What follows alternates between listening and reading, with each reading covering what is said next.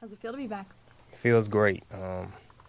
Obviously, it's one of the things to where you leave, and I played for the Packers for 9 years, and when you start with somebody, you always want to finish with them. So at least I got the opportunity. How much game you got left, Tramon? I don't know. I feel great. I feel great right now. A lot of people I talk to, they say I can do 4 or 5 more easy, but told them it's if I want to do it or not. But I feel great. Take care of my body very well, and like I said, I can do it as long as I want to do it. Tramon, why was it right to come back here? Why was the time right for you? Just because I think, we still got a shot at winning. I want to win, first of all. I'm familiar with the guys. I'm familiar with the coaching staff. I was with Coach Pettin in Cleveland. I was familiar with the defense. I think everything just kind of added up, and said this is the spot to be. And it was an easy decision for me. What can you tell us about a Mike Pettin defense? Why do you think it'll work? It's very aggressive, man. You have to be smart. It's simple, but it's aggressive. But it has to be a lot of smart guys on the field. And me being in that defense, I think I can, just kind of guide some guys and teach some guys what they need to know in this defense. And like I said, that's why I think, the move made sense. Tramon, why do you think you're still going strong at a position where guys your age are not very common? I don't know, man. I get that question all the time, but like I said, I take care of my body, and I've always did that. I think the first stint I was here, we actually talked about some of these things sometimes, just some of the different things I do in the off season, from yoga to people stretching me out to a bunch of different things to the way I eat, and different things. So I think it's just a mindset of how you want to take care of your body. And I haven't had any major injuries over my years in the NFL. I haven't had any surgeries. So to this point, I've been blessed more than anything. Tramon, how do you think your game's different since you left here? Different? I don't know. I just face different situations at different teams. So, you go to different teams and you realize every situation ain't the same. So you have to make adjustments to the situation that you're in, and you find yourself adding more things to your game and having to do more things. So I think just over the time, I think it's just more experience, more volume of things that I may know now that I didn't know then. Tramon, was there ever hurt when you weren't re-signed following 2014 and you moved on to the Browns? Were there ever hard feelings, and did it take anything to overcome that to come back? It was never hard feelings.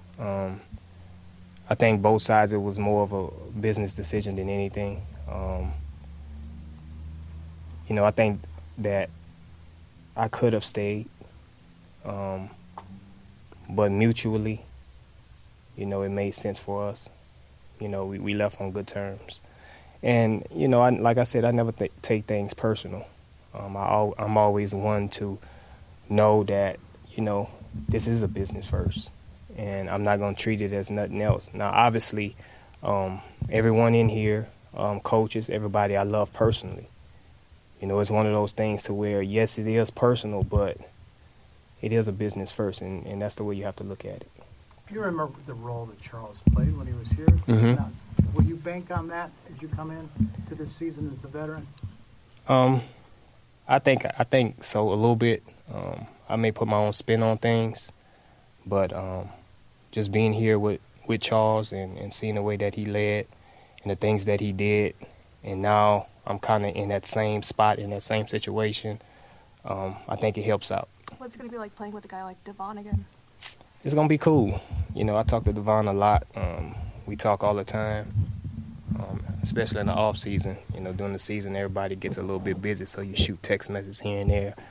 But we talk all the time, and it's going to be good to have a guy back who I played with. I mean, you guys look at it, that's rare. You rarely see a guy go and come back. One guy, now you got 2 guys, so that never usually happens. So I think it's a reason for that. You talk about the Mike Pettin defense.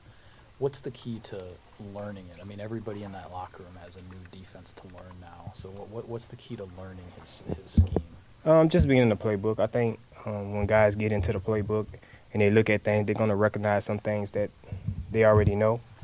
But it's going to be a lot more things that you can adjust to keep the offense off balance.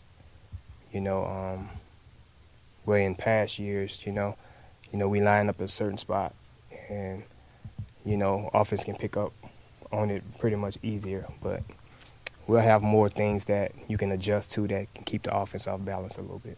I know it's only day one, but are guys already picking your brain about how to learn this Mike Pettin defense?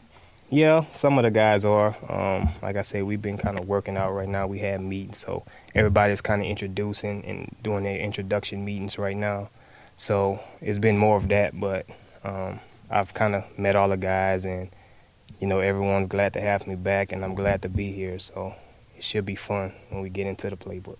Well, is there an expectation that you are, A, going to help teach the system to guys, and B, I'm assuming you're going to bring in a couple guys in the draft and to help kind of be the mentor of those guys? I think so. I'm up for that challenge. That's one of the reasons why I'm here. But I don't think they would have just signed me if I couldn't play. So the first reason is because I can play still. The second reason is that I've always been that way with guys. I think it's the way I came in the NFL as an undrafted guy. Most young guys came in, they were already really gravitated to me anyway, so I'm kind of used to that role. I played that role a little bit in Cleveland, and even in Arizona.